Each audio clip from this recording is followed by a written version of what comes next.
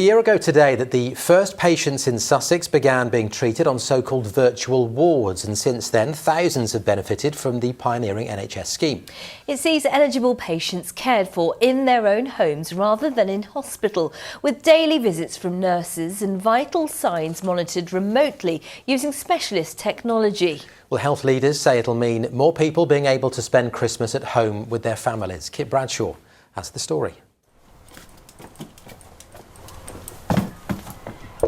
This is what a nurse's ward round looks like for those being treated at home as an alternative to hospital admission. Morning, come and have a sit down. For patients who are deemed eligible, like Rochelle, Yorkshire, it allows for recuperation in familiar surroundings.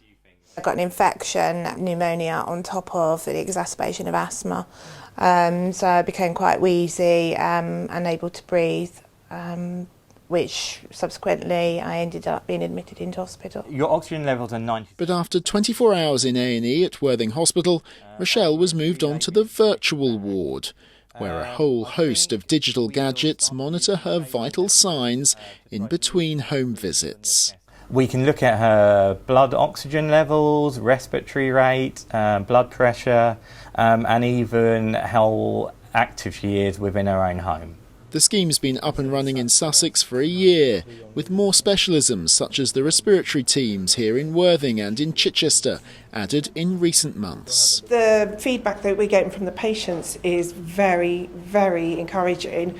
They feel that they probably got better quicker because they're going back to moving around, which is something that we need them to do to improve, to recover more quickly.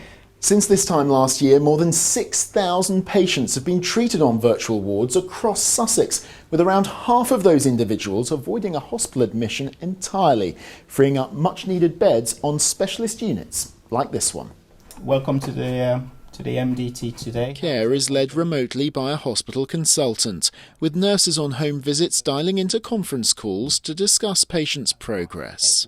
Of course, there will be a few patients who will be reluctant and they feel, oh, how will you safely monitor me at home or provide my care at home? But most of the ones we've had on our caseload, they've actually jumped at the opportunity of being looked after at home.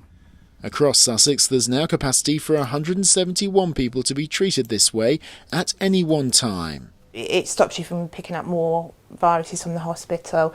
You're able to rest more, sleep better, and I think it is a really valuable service.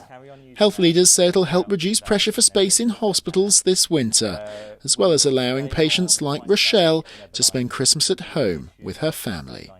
Kit Bradshaw, ITV News, Worthing.